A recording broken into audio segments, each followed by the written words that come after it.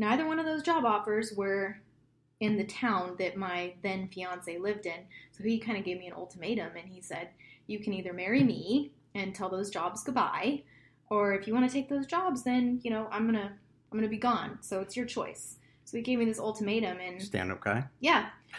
Real freaking winner, man. But, at 21, hey, you think you're in about love. You follow it, right? Oh, God. I mean, you think you know what freaking a fantasy is or what love is. You don't know crap. You don't know anything. I would say advice without you even asking me. Any advice that I would give to anyone that's 25 years old, whether you're sober or not sober, do not get married.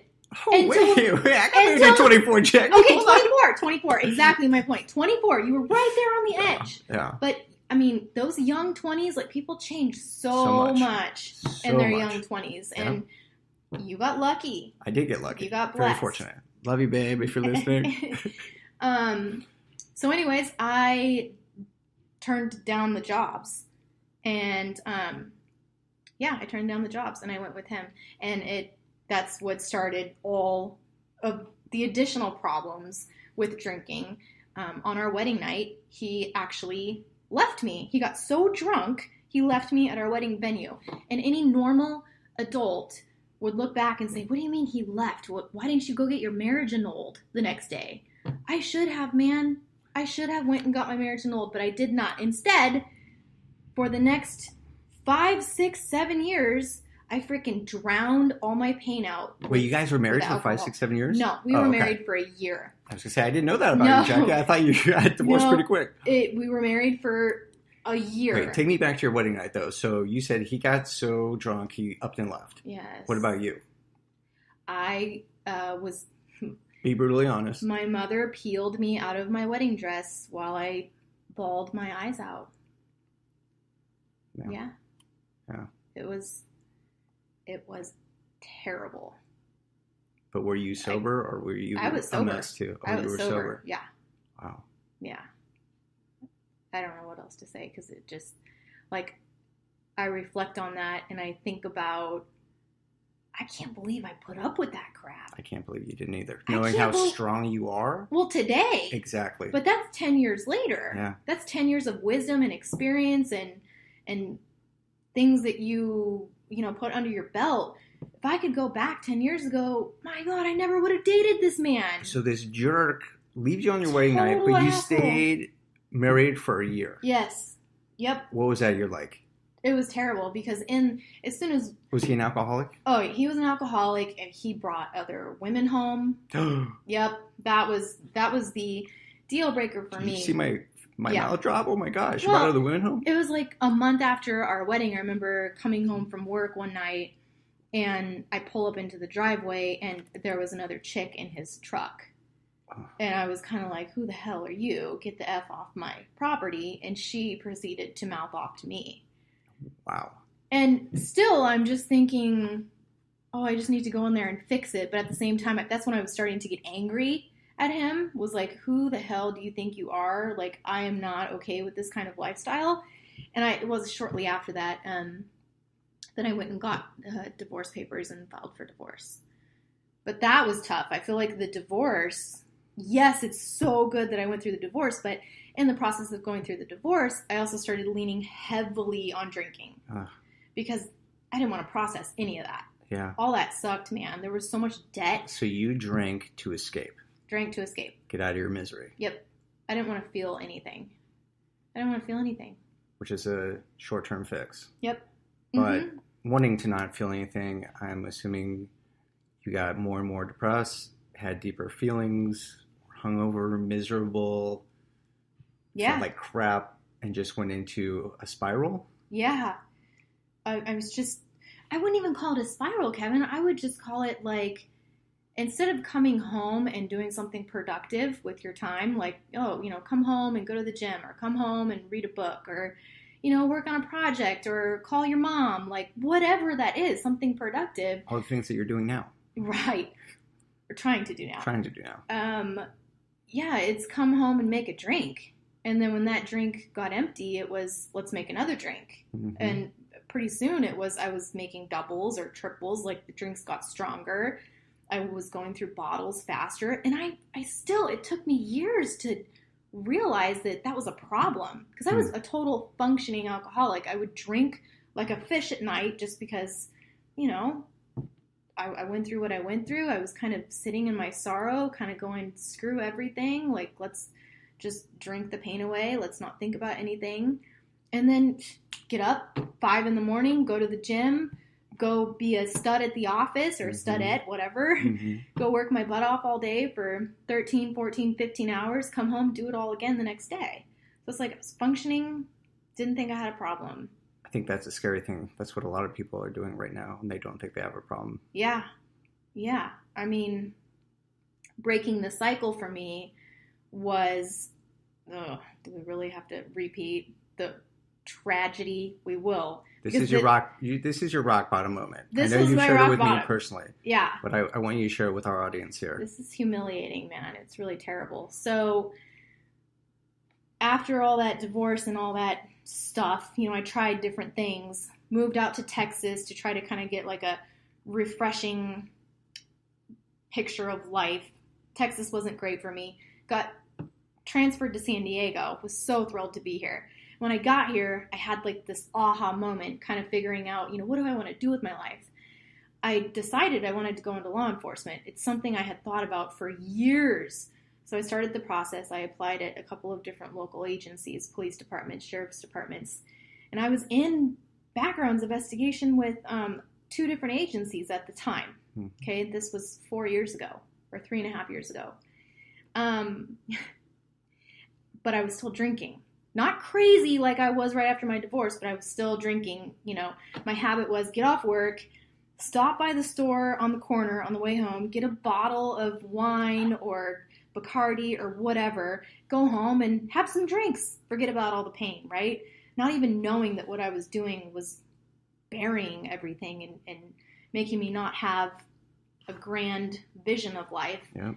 So, yeah, man, it was like a Friday night. I went out to PB with some friends. Didn't even want to go out that night. I didn't even want to get drunk because I had training the next morning at the academy. It was like this fitness academy. Before you know it, I blacked out, and when I came to, I woke up in handcuffs, surrounded by many police vehicles. I was in PB. Where? At the bar, on the street, on the beach? On the street, on the beach. I don't know the name of the cross street. My God, it was just, yeah. I was surrounded. I mean, there were probably 6 or 7 squad cars. There were hundreds of people because it was right outside of a bar out there, like on the water, and in handcuffs, no pants on. And I just remembered they kept saying, like, you can't swim at night. And you're completely oblivious. Completely. I woke up going, what the hell is going on right now? Yeah. Why am I cuffed? Yeah. Why are there hundreds of people? And where are my pants? Yeah, where are my pants? Yeah. And where's my purse? And take me back. Do you remember that feeling? At that moment, I was still kind of like, fuck everyone. Haze. Yeah. Yeah. But the ride, somehow I convinced them. So stupid, man. I convinced them. I says, you know, please don't arrest me. I'm in backgrounds for one of the local police agencies. And they freaking let me go. Wow. You got lucky. Think about this. When you go to PB, do you ever see a sign that says, do not swim at night? No. Okay, so exactly my point. I'm pretty sure that's what I was trying to communicate at the time, and for whatever reason, I got very lucky. They let me go. They sent me home in an Uber, and on the way home, I got into an argument with the Uber driver. The Uber driver, like, went the wrong way on the freeway. He, like, took the, you know, he was going on the 8 instead of the 52 or whatever. So I'm, like, yelling at him. He's going the wrong way. I said, pull over the car, so he pulls over the car. And I get out of the Uber on the freaking side of the freeway, the 52 and the 5, and it's like 4 in. So I end up walking up the 5. 4 in. At 4 in. You're pulling over on the 5 and Yep. the 52. Yep. I walked home. How many miles was it to your house? Oh, I was very close. Thankfully, it was So you only said about a mile. You did the walk of shame in jail. This Yep. is walk of shame part 2. Was this even a worse experience? Yep. This walk of 3 or 4? shame caused me to totally change my life. I wish I would have gotten this wake-up call at the age of 18. So at that moment, just depression, Oh, anger. No, it wasn't until I sobered up. The next morning, I sobered up and I woke up in my bed. And I'm replaying everything that happened that night, going, I do not ever want to be that person ever again. I've got to change my life, no matter how hard it is. That moment, Yep. what did you do? Who was your first call to get help? I called my mom. What did she say? Well, she had been encouraging me to go to AA meetings for, almost a good year. So, she started crying and was like, you know what you need to do. There's meetings every hour in every part of the city. Like, get yourself to a meeting. And I cried with her on the phone, and I went to a meeting. How did you feel when you told your mom? Was it a sense of relief? Yes. Because I'm sure you were scared making the call. Yeah, it was a sense of relief. And yeah, it was a relief. So that day you found an AA meeting? Yep. And you went? Yeah, AA is super cool, man. Like, I never thought I would have said that 3 years ago. It's super cool now, but how do you remember the first day that you went? Like, how you felt? Day, I remember going on my phone, going, AA meetings in San Diego, not knowing anything about the program. And immediately the website popped up and you can kind of see, it was on a Monday. You can see all the meetings for a Monday, and you can just pick the location and pick what time you want to go. And it was that easy. So I found a location in Pacific Beach, because that's where I spent a lot of my time, and went and sat in the back of the room. And then I went again the next day. And then I went again the next day and the next day. And I went to a meeting every single day, breaking my old habit of, instead of getting off work and picking up that bottle and going home and drinking, I started getting off work and going straight to the AA meeting, the 6 o'clock meeting. So that's how I began to kind of break my behaviors. Got a sponsor, started working the steps. Did you get a sponsor the first day? No. Or you? It took me 3 or 4 months to get a sponsor. Oh, really? Yeah. Because I thought the whole getting a sponsor thing was dumb. I remember sitting there at first going, what the heck? Like, why do you have to have a sponsor? Like, what does a sponsor do? Encourages you? Yeah, they encourage you, but they also hold you accountable. I actually ended up in the last, the 3 years when I was going to AA actively, I sponsored a few people. And sponsoring someone else holds you accountable. Absolutely. Yeah.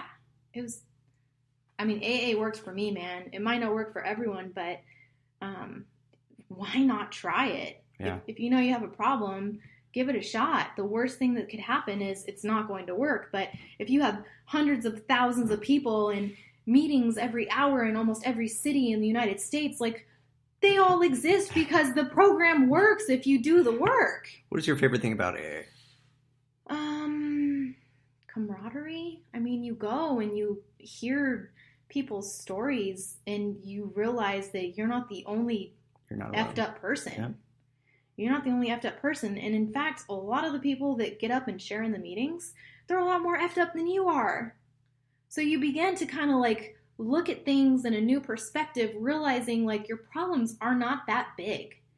Every single person in the world has a problem, but your problem is not any bigger than anyone else's problem. I second that. And I love that insight right there. Yeah, man. And it's like, I believe God put me on certain paths because there were certain things and experiences he wanted me to kind of take in as I go down those paths, right? Absolutely. The bulimia eventually led me to getting into FFA. We didn't even hit on that, but out of the negative bulimia experience, that negative experience led me into a positive Future Farmers of America experience where I got to show cattle and take all these showmanship classes, and I had the local reserve champion steer at one point.